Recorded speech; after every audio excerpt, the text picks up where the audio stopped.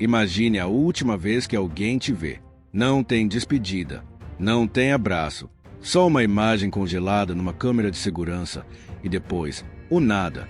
Foi exatamente isso que aconteceu com Germaine Charlo, uma jovem de 23 anos que saiu para curtir uma noite em Missoula, Montana, e simplesmente desapareceu. Sem rastro, sem explicação, como se a cidade tivesse engolido ela. E o pior de tudo, as câmeras registraram o momento exato em que ela foi vista pela última vez. E ainda assim, ninguém sabe o que aconteceu depois. Quem era Germaine? Germaine Austin Charlo era mãe, era filha, era neta, era uma mulher jovem, com vida pela frente e 2 filhos pequenos esperando por ela em casa, Thomas e Jake. Ela era do tipo de pessoa que nunca some sem avisar. A família sabia disso. Qualquer pessoa que conhecesse Germaine sabia disso. Ela ficava em contato constante com os seus. Raramente ficava sem o celular na mão e jamais abandonaria seus filhos sem dizer uma palavra. Germaine era membro da tribo Confederated Saline de Kootenai, da reserva fatiada, em Montana.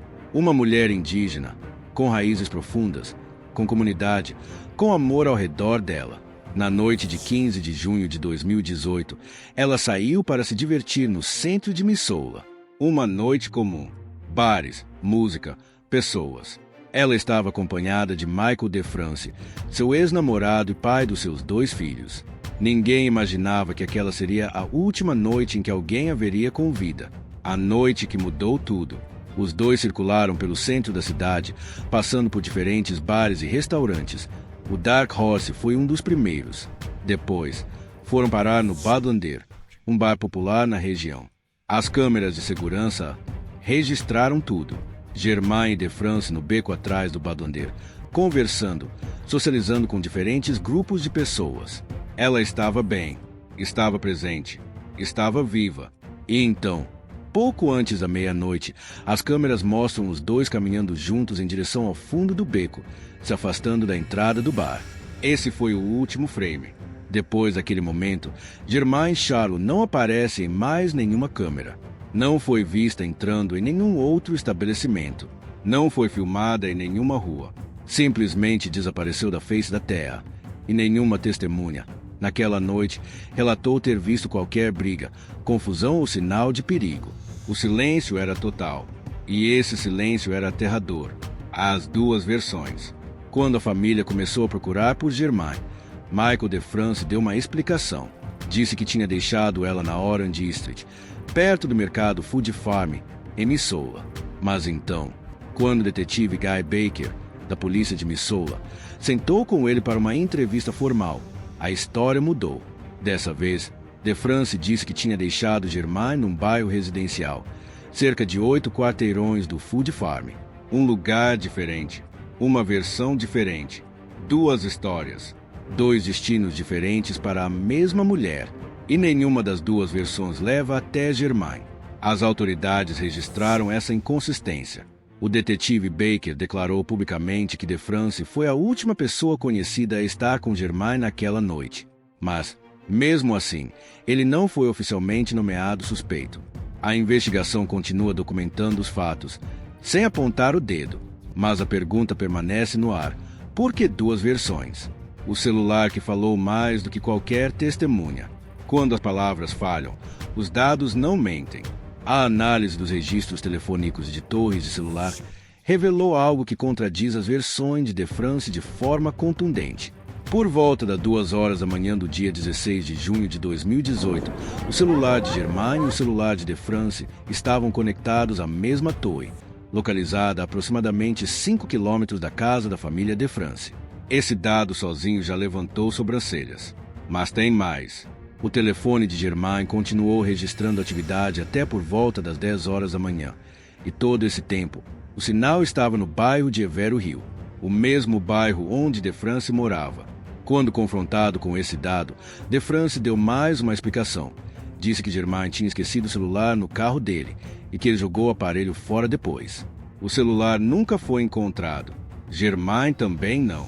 Equipes fizeram buscas em Evero Hill e nas redondezas. Nada. Nenhum rastro, nenhuma resposta. Os dados do celular são, até hoje, uma das evidências mais concretas desse caso. Eles colocam o dispositivo de Germain num lugar completamente diferente de onde De France disse que a deixou. E essa diferença importa muito. A família que não desistiu. Quando Germain não voltou para casa e parou de responder às mensagens, a família entrou em pânico. Para quem a conhecia, aquilo não fazia sentido. Germain jamais ficava sem contato. Jamais deixaria seus filhos sem saber onde ela estava. Aquele silêncio não era Germain. Era um sinal de que algo muito errado tinha acontecido. A avó dela escreveu uma carta endereçada diretamente a Germain, como se as palavras pudessem atravessar o desconhecido e chegar até ela. Na mensagem, ela falou de amor, de fé, de esperança. Disse que sabia que Germain não tinha abandonado a família, que sabia que ela amava seus filhos, Thomas e Jake, demais para simplesmente ir embora. Aquela carta é de partir o coração. A família foi às ruas, participou de buscas, falou com a imprensa, gritou o nome de Germain para qualquer um que quisesse ouvir. E deixaram claro, Germain não desapareceu por vontade própria. Ela estava em perigo. O vídeo que o mundo precisava ver. Anos se passaram. O caso continuava sem resposta. Então, as autoridades tomaram uma decisão: divulgar o vídeo de segurança para o público, através de um programa de televisão nacional. As imagens de Germain no beco do Badondeiro, ao lado de De France, foram exibidas para o país inteiro. O objetivo era simples e desesperado ao mesmo tempo. Alguém que estava lá naquela noite talvez ainda lembrasse de algo. Um rosto, uma conversa, um detalhe pequeno que, sozinho, não parece nada, mas que, junto com o resto, pode mudar tudo. O vídeo não trouxe novas evidências, mas trouxe novos olhos para o caso. E trouxe, de volta, o rosto de Germain Charlo para a consciência coletiva. Porque casos como esse, quando saem dos noticiários, correm o risco de cair no esquecimento. E Germain não merece ser esquecida. O padrão que precisa ser dito. Germain Charlo era uma mulher indígena. E isso importa ser dito, não como detalhe, mas como contexto. Nos Estados Unidos, mulheres indígenas desaparecem em números alarmantes e desproporcionais ao tamanho de suas comunidades. Casos de mulheres brancas recebem cobertura nacional, investigações intensas, pressão midiática. Casos de mulheres indígenas, muitas vezes, ficam nas margens. Grupos de defesa usam uma imagem para representar essa realidade: a marca vermelha de uma mão sobre o rosto, um símbolo das vozes silenciadas, das mulheres que desapareceram e foram esquecidas pelo sistema. Germain Charlo é uma dessas vozes. Sua família luta. Os investigadores continuam pedindo ajuda. E o caso permanece aberto, sem resolução, sem resposta, sem Germain. O mistério continua. Hoje, anos depois daquela noite em Missoula, Germain Austin Charlo ainda não foi encontrada.